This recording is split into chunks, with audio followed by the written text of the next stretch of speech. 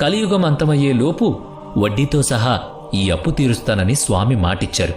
అందుకే మనం హుండీలో వేసే కానుకలు ఆ వడ్డీ కింద జమ అవుతాయని చెబుతారు. అందుకే ఆయన్ను వడ్డీకాసులవాడు అని కూడా పిలుస్తారు. శ్రీనివాసుడు పద్మావతిల వివాహం అంగరంగ వైభవంగా జరిగింది. కాని ఈ విషయం తెలుసుకున్న లక్ష్మీదేవి ఆవేశంతో అక్కడికొచ్చారు. నేనుండగా మరొక వివాహం ఎలా చేసుకుంటారు అని నిలదీశారు. అటు పద్మావతీదేవి ఇటు లక్ష్మీదేవి మధ్య వాదన మొదలైంది. ఆ సమయంలో కలియుగంలో భక్తులను రక్షించడానికి అదే సరైన సమయమని భావించిన శ్రీనివాసుడు ఇక తాను శిలారూపంలో ఉండిపోవాలని నిర్ణయించుకున్నాడు. ఇద్దరు దేవేరులు చూస్తుండగానే స్వామివారు శిలగా మారిపోయారు.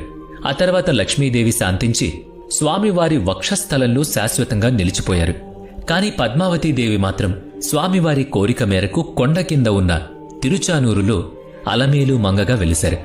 అందుకే తిరుమల వెంకన్నను దర్శించుకున్న తర్వాత కింద ఉన్న పద్మావతి అమ్మవారిని దర్శించుకుంటేనే యాత్ర పూర్తవుతుందని అంటారు. అయితే ఇక్కడ ఒక అద్భుతం ఉంది. స్వామివారిలో పురుష లక్షణాలతో పాటు స్త్రీ లక్షణాలు కూడా ఉంటాయి. అంటే ప్రకృతి లక్షణాలు.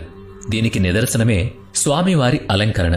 సాధారణ రోజుల్లో పురుష వస్త్రంలో అంటే దోవతీ కట్టే పూజారులు ప్రత్యేక ఉత్సవాల్లో మరియు శుక్రవారం అభిషేకం తర్వాత స్వామివారికి పైభాగంలో చీరను అలంకరిస్తారు.